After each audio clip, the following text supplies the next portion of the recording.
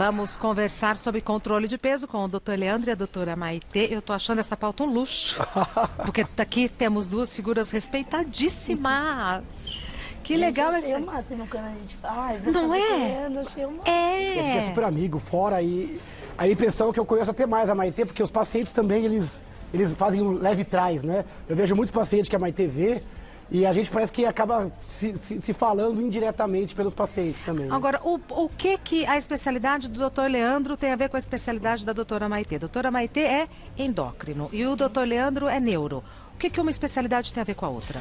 Tem muito a ver. Na verdade, o corpo é um organismo só, né? Por exemplo, controle de saciedade, de peso, depende, lógico, de aspectos metabólicos, do funcionamento de hormônios, do metabolismo, mas obviamente que depende de decisões que você toma, do seu estado emocional, da sua condição afetiva. Então existe uma sinergia, uma conversa entre clínica geral, endocrinologia e neurologia, neuropsiquiatria. Então essa divisão, ela só existe na teoria. Porque na prática, todo mundo conversa mais ou menos sobre os mesmos problemas. E a gente se conecta. E é muito legal a gente ter um amigo que a gente confia muito, Sem né? dúvida. Porque às vezes você está com uma dúvida, essa medicação é nova, eu não conheço, Lê me ensina, tudo. Então tem muitos casos que a gente tem, por exemplo, cefaleia. O Lê trata muito de dor de cabeça, tudo, mas às vezes é um prolactinoma, é um hormônio produzido na hipófise que está causando a cefaleia. Aí ele descobre, Maitê, agora é com você. Né? Aí tem coisas que, por exemplo, a obesidade. Você faz todo o perfil metabólico, vê, orienta a nutrição, o exercício, mas a pessoa tem um perfil de... tá com depressão. Então, às vezes, ela tá comendo porque ela tá triste, ansiosa, aí o Leandro ajuda. Tá. Agora, quando que a gente pode... Eu gosto dessas artes porque a gente visualiza, né? Quando que a gente pode entender que alguém tá com sobrepeso, que é uma pessoa obesa? Certo. Esse é um cálculo básico do IMC, que é o peso dividido pela altura ao quadrado, tá? Então, a gente faz essa conta em casa. Se a gente tiver entre 25 e 29,9, já é classificado como o primeiro degrau da obesidade, que é o sobrepeso. Sinal amarelo, então, né? Sinal amarelo. Quando a gente passa de 30 a 34,9, a gente já é classificado como obesidade grau 1, e de 35 a 39,9 grau 2, e o 40 é o que a gente chama de obesidade mórbida, né? Isso não é pejorativo, a gente fala, obesidade. Hoje em dia a gente trata muito a obesidade como, não um preconceito, mas sim como um perfil plurimetabólico. Existe genética, hormônio, comportamento envolvido. Então, quando a gente usa essa palavra obesidade, tem pessoas, ai, doutora, você me chamou de obesa? Não, é uma classificação internacional. Perfeito. E a gente tem que tratar isso com muito respeito. Tá. Temos uma outra imagem. Pronto, aí já começou a complicar para mim. Nossa, aí começa, né? Mas para a gente resumir, aquela bolinha amarela é a célula de gordura. Que tem o M1 e o M2. Isso. Quanto mais a gente produz a célula gordinha, que ela aumenta de tamanho, né? Produz M1, que vai produzir um monte de marcadores inflamatórios. Leptina, interleucina, fator de necrose tumoral, tudo isso vai informar para o músculo não captar muito açúcar, vai avisar o fígado para produzir mais açúcar, e isso vai dar resistência insulínica, que vai fazer o quê? Fome. O cérebro ter fome. Ou seja, vamos na prática, se a gente emagrece, perde peso, mas não perde célula de gordura, a gente volta a engordar com facilidade e vai ter fome. E sofre de fome, né? Se a gente perde peso e troca essa gordura, tira ela e aumenta a massa muscular, a massa magra, a gente vai aumentar a saciedade e vai ter menos fome. Então aí entra o doutor Leandro, porque aí é o cérebro, né? É o cérebro. Na verdade, em todo esse fenômeno, o cérebro está envolvido. Agora, o que ela falou é muito importante. Não importa só o que pesa, importa a qualidade desse peso. Não é só eu peso tanto ou não tanto. Quanto de gordura e massa magra? Essa gordura branca, essa gordura mais visceral, hoje ela é vista não só como um acúmulo, ela é um produtor de inflamação crônica, geral, que vai te levar a uma série de doenças, vai encurtar a sua vida, vai abrir portas para outras doenças. Então, acumular essa gordura na barriga... É seríssimo. Quando ela mostra esse quadro, não é para assustar e nem para falar assim, não dá para entender. ela está mostrando ali claramente que esse tecido, ele produz substâncias que são nocivas. E chega uma hora que o cérebro passa a não responder, e o órgão também, a insulina, a hormônios de saciedade. Então a obesidade pode se tornar uma doença progressiva e a pessoa pode ter cada vez mais dificuldade de sair dela. Então é muito importante esse slide, porque mostra como existe uma conversa entre a gordura da barriga, o fígado, o cérebro, o trato gastrointestinal, o corpo, instinto da fome. O instinto da fome. E o cérebro, isso aqui está falando de metabolismo, mas existem outras esferas afetivas, outras esferas emocionais, que ainda tornam esse quadro ainda mais complexo. Sabe que hoje quase metade da população está acima do peso. É muita gente. Então hoje é um boom de sobrepeso. Você tem que entender como é que o cérebro se desenvolveu para isso e como que o mundo mudou diante desse cérebro. Porque o cérebro ele tem muita avidez por comida, ele é um poupador de energia. Só que o mundo mudou. A comida ficou fácil, ficou calórica e a gente está cada vez fazendo menos exercício. Então esse balanço energético hoje leva a uma doença per se, que é a obesidade, que é o sobrepeso e que tem que ser tratado o quanto antes. Perfeito. Temos perguntas que gravamos nas ruas, vamos ver a primeira delas. Oi, eu sou a Carla, da Vila Prudente. Tenho uma pergunta para fazer para o Dr. Leandro e para a doutora Maitê. Por que eu consigo me controlar durante o dia, comer direitinho, fazer dieta e à noite extrapolo e estrago toda a minha dieta? Quem nunca, né? A gente, quando vai tratar de obesidade, a gente classifica o perfil, a personalidade desse paciente, né? Então, a gente tem os pacientes que são beliscadores, que eles comem a comida, mas ficam pegando docinho o dia inteiro, que tem a ver com ansiedade, com falta de serotonina no cérebro, que o Lê vai falar. O perfil dela parece mais de compulsiva, então ela vai comendo, às vezes não come tão certinho, e o cérebro vai precisar de dopamina, de outras coisas à noite. Geralmente os compulsivos noturnos, eles têm mais avidez por carboidrato, eles querem mais pão, um macarrão, um prato de comida grande, né? Isso tem a ver com o estresse do trabalho, e aí é uma recompensa. Então a gente tem o córtex cerebral, é onde a gente faz a compensação. Então a gente sempre quer, eu trabalhei muito. Isso que eu ia falar. Fiz dieta o dia inteiro, mereço uma barrinha de... E não é só mereço, às vezes sabe que o cérebro ele vai descansando durante o dia, né? A gente chama, tem um termo que a gente fala em neurologia, que é a fadiga da decisão. Quando eu acordo, eu sou low carb, eu evito, eu resisto. Só que à noite eu tô abraçado com a pizza, assistindo televisão. E o milkshake. Então, o Leandro que acorda de manhã, ele é resistente, ele é forte. É igual o lutador de boxe no começo da luta. A guarda ele tá rápido, só que vai indo o dia. À noite o cérebro tá mais cansado. Então, para ele resistir à tentação à noite, é mais difícil. A guarda tá baixa. Vai aparecer um outro cérebro, que é um cérebro instintivo, emocional, que vai querer compensação de frustração, ou gratificação, ou comemoração. E se a gente tem um aborrecimento, então, durante o dia, ele vem mais sedento. Se você tiver multitarefa, trabalhando demais, estresse emocional, você fala, eu vou fazer exercício à noite. Chega à noite, não vou.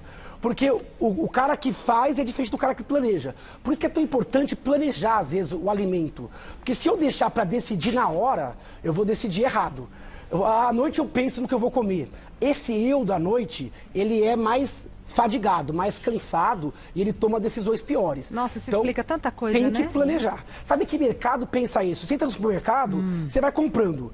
Aí você fala, olha, eu vou evitar algumas comidas, toma minha listinha. E aí no final do mercado, tem as guloseimas. Aparecem as guloseimas. O cara não põe no começo. Porque se põe no começo, eu evito. Mas eu vou tomando pequenas decisões, me canso, no final eu escorrego e compro. Então essa fadiga da decisão, ela acontece com comida e com todo o resto. O cérebro, ele cansa. E o pior é que à noite, quando você faz essa compulsão e come tudo errado, é o pior horário para engordar. A gente chega a engordar 3 vezes a mais quando come um carboidrato à noite do que do almoço. Por quê? Você vai deitar, vai dormir, o metabolismo caiu e você não vai ter o tempo de 8 horas para queimar esse alimento. Então aí piorou mais ainda. E aí vem a frustração, né? Porque você faz tudo direitinho, mas não vê o resultado. Escorrega no final. Quando você vai contar as calorias, às vezes é absurdo. A pessoa se privou, lutou contra a saciedade, fez boas escolhas e deu aquela escorregada que na somatória final estoura o perfil calórico e leva a pessoa a ganhar peso, mesmo tendo se esforçado no café da manhã, no almoço, à tarde, né? Perfeito. A gente vai continuar, tem uma porção de perguntas. Voltando. Mas vamos mais uma pergunta para a doutora Maitê e o doutor Leandro sobre controle de peso. Vamos lá. Olá, meu nome é Lara, eu sou aqui de São Paulo. Eu tenho uma dúvida. Por que nosso cérebro não gosta de nada que seja saudável ou que emagrece? É isso, Adorei. né? Tudo que eu gosto, como é que é? É imoral, é ilegal ou engorda? Roberto Carlos, né? É imoral, ilegal ou engorda? O cérebro ele é complicado, né, Maitê? Não é fácil. Você sabe que quando a gente cuida de obesidade, o fator mais difícil de tirar é o hábito e é o cultural do que essa pessoa teve de satisfação. Então isso o Lê vai realmente explicar, mas é o córtex da gente. Toda vez que você tem coisas de sensação, de memória sensorial, eu comi isso de presente, isso me agradou muito, aquilo vai ficar armazenado no cérebro para sempre. Por isso que, às vezes, o prêmio de um italiano que ganhou é um macarrão e de um japonês vai ser outro tipo de comida, né? E essas leis das compensações, do que a gente gosta, tem a ver com o dia a dia, tem a ver com as nossas rotinas, tem a ver com o que a gente aprende em casa. Por isso que mudança de peso não é simplesmente fazer uma dieta. Por isso que mexe com tudo, né? Com as memórias, com o emocional. Memória, afetividade. O que a Maitê falou é perfeito. Ninguém lembra de ter ido numa festinha e não ter comido um doce, um bolo e tal. Mas o cérebro também, no desenvolvimento dele, ele desenvolveu muita, mas muita avidez por carboidrato e por gordura. Porque hoje a gente cérebro humano, de maneira geral. Humano. Porque o cérebro, essa overdose de comida é algo muito recente na história da humanidade. A gente desenvolveu o fogão, geladeira, industrialização de alimentos, mas o nosso cérebro, ele se desenvolveu na fome. Ele tinha que ter muita avidez, ele tinha que sair à caça, tinha que matar um animalzinho, tinha que comer gordura, proteína crua. Então a gente tem uma avidez por coisas muito calóricas.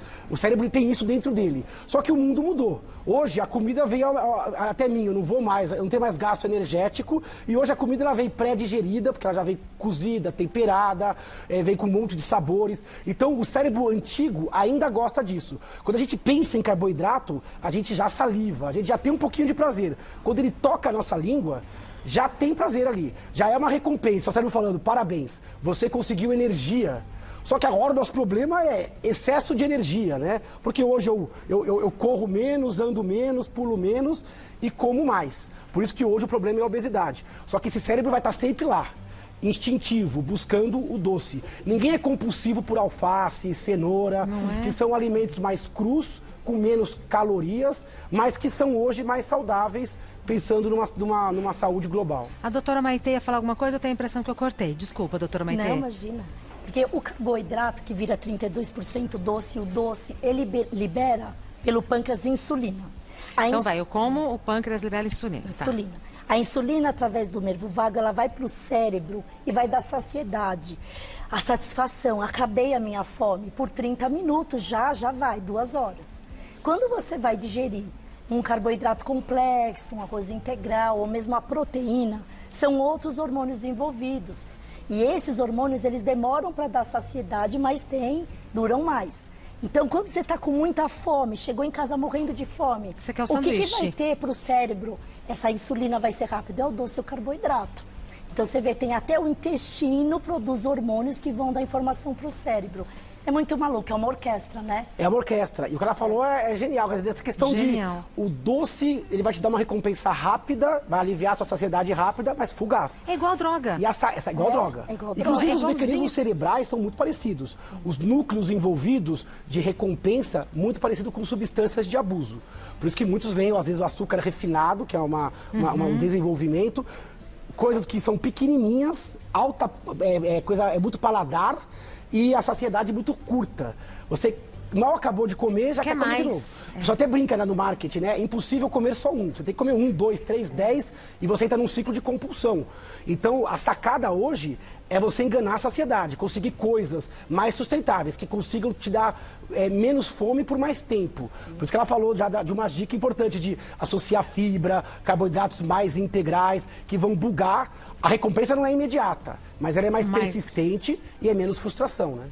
E falando de receptores, a gente tem até uma tela aqui, um slide, que é de todo esse córtex.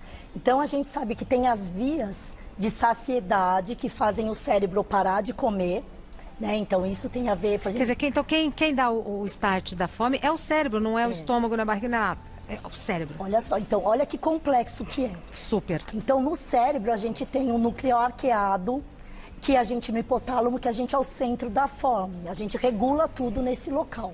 Então, por exemplo, a gente está querendo... Tá em jejum intermitente, não vou comer por 12 horas. A gente vai aumentar um hormônio chamado grelina. A grelina, por essa cadeia aqui, ó, dos neurônios orexígenos, ele vai informar para o cérebro que você tem que comer. Quando você comer, o teu intestino produz GLP-1, PY, que vai fazer o quê? Da saciedade. A gente acabou de falar, por exemplo, o uso de cocaína. Cocaína tira fome. Da onde vem isso, esses receptores de anfetamina, de cocaína, que a gente já usou muito remédio, né? Anfetamina para emagrecer. Vem dessa via aqui do CART do PONC. Então a gente estuda todas essas vias para a gente até usar remédios modernos para tirar fome. O remédio mais moderno que existe é o hormônio da saciedade. Ele é um análogo do GLP-1. Eles copiaram a molécula, mudaram os receptores, os aminoácidos, ela vai ter uma estabilidade maior, vai durar mais. Você injeta o hormônio da saciedade e o teu cérebro entende que você já comeu. Então, eu acho máximo. Você acha a gente que a sempre barriga acha tá que a gente, cheia. a gente sempre acha que a gente está escolhendo, né? Mas na verdade é uma orquestra que já está alinhada. É isso, é. Quando você escorrega, na verdade é o seu cérebro. E o cérebro isso. escuta o estômago, escuta o intestino, escuta tudo. Escuta o quanto de gordura que você tem. É o grande regente. Ele é um regente e a informação chega por todas as vias. Ele sabe exatamente quanto você tem de gordura agora, se o seu estômago está distendido ou não está, baseado nesses sinalizadores que a Maitê mostrou. Tá. Mais uma pergunta, muito legal. Muito legal. Oi, pessoal da Mulheres, Que linda. Eu sou a Bia, aqui de Sorocaba, e eu queria saber sobre dietas. Por que eu consigo fazer dieta por 1, 2 semanas, 3 semanas no máximo, mas depois eu desisto e aí eu fico muito desanimada. Queria saber se tem remédio para isso ou se é só falta de força de vontade mesmo. Obrigada. Todo mundo se faz essa pergunta, né? Se é falta de força de vontade ou outra coisa. É, a questão da motivação para a gente fazer uma dieta, para a gente continuar a perda de peso é essencial, né? Porque é muito mais gostoso comer um sanduíche do que comer alface. É muito mais gostoso dormir um pouquinho a mais na cama do que acordar para fazer exercício. Então, hábitos é que a gente vai ter que ter até para esse córtex entender que isso é uma coisa correta, né? Mas isso é uma coisa que demora, que a gente tem que ter muita determinação. O hormônio que faz isso é a dopamina, que é o GOAN, que você fala, meu, eu vou fazer, eu sou determinado. Inclusive, a gente tem até estudos de obesidade diabéticos, eles têm resistência insulínica. Essa resistência insulínica no cérebro, ao longo do tempo, eles diminuem a dopamina. Então, é muito mais difícil para um obeso, é muito mais difícil para um diabético ter essa determinação de continuar a dieta.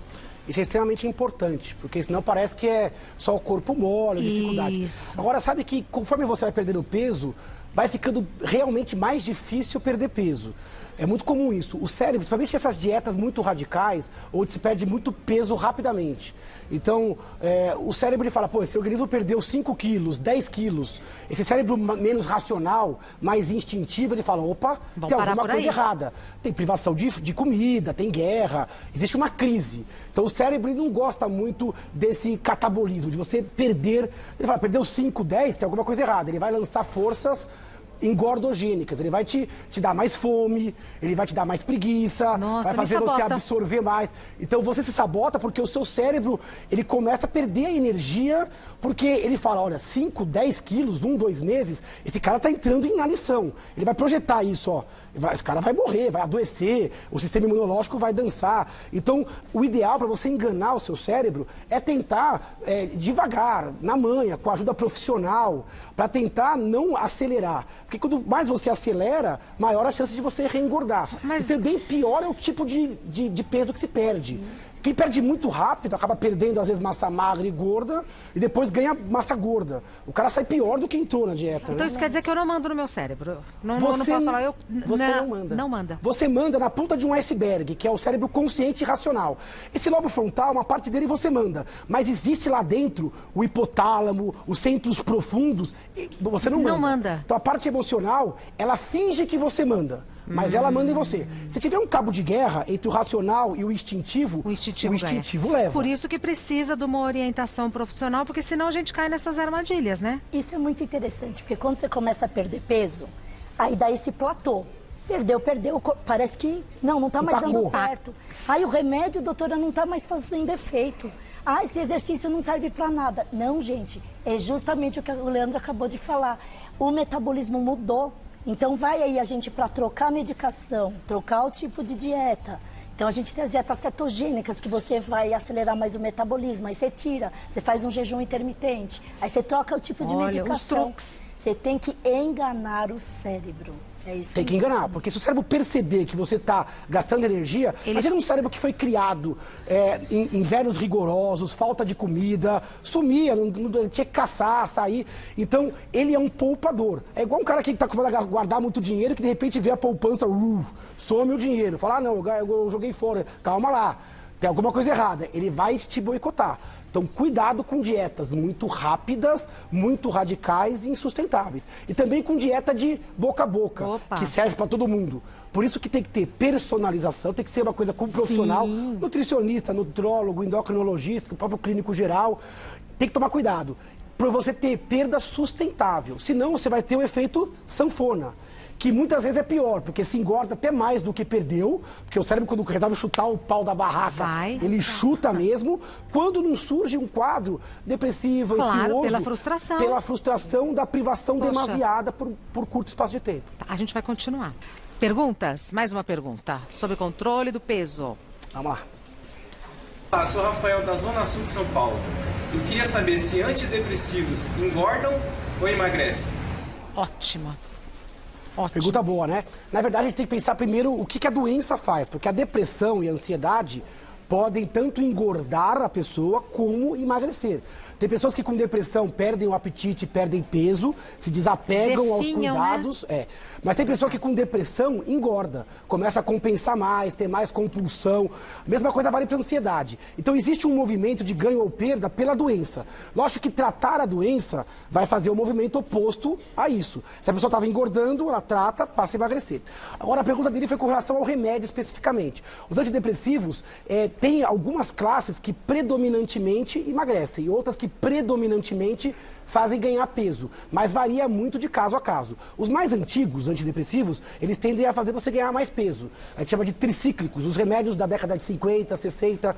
Agora tem remédios que mexem mais com a serotonina, tem a bupropiona, a fluoxetina, que pode ter um efeito mais positivo de perda de peso, agindo no cérebro, agindo na saciedade, na fome. Agora, é complexa a discussão, porque depende do ritmo de sono, do motivo, da dose, do perfil. Então não existe assim, o remédio me engorda ou não engorda. É caso a caso. Eu tenho pacientes que estão tomando remédios que teoricamente engordam e o cara emagrece. Por quê? Porque é um mosaico. Na somatória final, aquilo ainda faz o cara mudar o resultado. Então cuidado, mas se você percebeu oscilação de peso com remédio, acima de 2, 3% do seu peso, é importante comunicar para o médico, dar uma olhadinha e ver se não tem uma outra formulação capaz de te ajudar para que você não troque uma doença pela outra, né? Não sei qual que é a opinião da Maitê. Nesse caso, com o neuro ou fala com o endócrino também? Com os dois. Com os dois, eu imagino. Se um for amigo do outro, a gente se conhece. Melhor ainda, né? Ótimo, doutora Maitê. Mas, na verdade, a gente até usa remédios antidepressivos para obesidade sem a pessoa ser depressiva, né? Então, como o Leandro falou, a gente tem muitas medicações que elas... a serotonina, quando está em falta no cérebro, a pessoa fica ansiosa, querendo comer doce. Então, muitas vezes, essa pessoa nem é depressiva, mas eu uso antidepressivo para diminuir a vontade de doce. Por isso que tem gente que fala, mas você me receitou antidepressivo, eu não estou depressiva e tal. Tem um outro porquê, né? Sim, porque como a gente viu, o centro da fome está no cérebro. E esses receptores, eles estão muito pertinhos um do outro. E não que vai criar dependência e nem a pessoa vai ficar depressiva. Isso é uma pergunta muito, né, que a gente tem no consultório. Muito comum. Você me deu esse remédio, mas agora eu vou virar depressiva? Não, esse remédio vai fazer um efeito transitório por um período. Depois a gente, tem uns que tem que fazer desmame, outros não. Mas a gente usa, às vezes, só para obesidade. De novo, tudo com a orientação de um profissional, né? Um remédio que a gente usa muito, que é usado para enxaqueca, o topiramato, né? Ele serve para compulsão alimentar também. Então a gente vê o perfil da pessoa. Ela é ansiosa, beliscadora, ela é compulsiva e a gente tem técnicas usando a farmacologia dessa molécula para ajudar no cérebro. Perfeito. Mais uma pergunta. Oi, meu nome é Ellen, sou de São José dos Campos. Gostaria de perguntar para a doutora Maitê o que é mais importante, o peso da balança ou a distribuição de gordura pelo corpo? Só pergunta legal que vem, né? Pergunta que a gente faz mesmo. E a gente quer ver perda de peso na balança sempre, né? Começou a perder peso, fazer dieta, eu quero ver o número abaixar, né? Mas isso não é o mais importante definitivamente. Cada vez que a gente estuda metabolismo, a gente estuda obesidade, a balança não é muito importante, significativa. Então, a bioimpedância, né, o exame que a gente trouxe até Fizemos aqui. Né? Ela vê a porcentagem de gordura, de músculo, de água, de osso. Esse percentual é muito mais importante, principalmente o que o Leandro falou no começo da gordura visceral, né? Então, a gordura visceral, ela está altamente relacionada à esteatose hepática, ao grau de diabetes que você pode desenvolver, infarto e derrame. Cada 1 centímetro a mais de gordura visceral, a gente aumenta em 3% o risco de infartar, né? E novas técnicas estão sendo desenvolvidas. DEXA é um exame tipo ressonância que você vê também a porcentagem de gordura. Agora a gente tem falado até muito mais qual é o tipo de gordura, se é a gordura branca, bege ou a marrom, que a marrom, ela acelera o metabolismo termogênico, a branca é a que dá a doença, que faz mal. Então, você vê que a evolução agora não é só gordura ou músculo, na verdade, qual é o tipo de gordura, qual é o receptor que mais atua nisso, qual é o tipo de músculo receptor que vai fazer mais... Por isso que vocês estudam tanto, né? Porque não estudar, para. E a medicina é a arte das verdades meio efêmeras, as coisas mudam muito rapidamente. Você descobre uma molécula, abre um horizonte, aí surgem medicamentos, estudo. E é extremamente completo. Olha o grau de sofisticação. Exato. Antes a gente falava assim, é só o peso. Aí depois é IMC. Agora é aonde está a gordura. Agora é qual gordura está onde. E isso é importante. A configuração, ela é mais importante do que o peso. Então, o que está pesando? Porque a gente, com o envelhecimento, a gente tende a perder massa magra e tende a perder massa óssea, principalmente as mulheres pós-menopausa. Então, é muito importante não só perder qualquer coisa, é importante desengordar, perder gordura, fazer osso, fazer massa magra, porque osso e massa magra é o que vai te carregar, é o que vai te mover e que vai queimar também suas calorias, porque são tecidos mais vivos, mais dinâmicos. Agora, essa gordura do tipo branca, abdominal, essa é bom você abdicar, porque é essa que vai levar mais a morte e mortalidade, mais a doenças e encurtamento da vida. Né? E essa que a gente viu no começo é a que dá mais fome. Então você tem que tirar essa gordura até para você fazer uma manutenção do peso. O alvo é essa gordura. Doutora Maitê Pimentel é médica, endocrinologista. O site da doutora Maitê é endoc.com.br. Site da doutora Maitê, Instagram da doutora Maitê, perdão, é Maitê_endócrino. O site é endoc.com.br e o Instagram Maitê_endócrino. Maitê, M-A-I-T-H-E.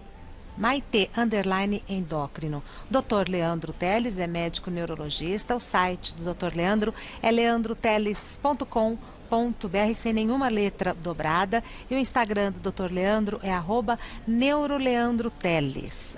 @neuroleandroteles. E tem o livro novo, o livro Dr. novo. Leandro. Está em pré-venda e já está Não é definido o lançamento dia 10/6, agora 10 de junho. É uma segunda-feira à noite, vai ser aqui em São Paulo, na Livraria Cultura do Conjunto Nacional, na Paulista. Fácil acesso.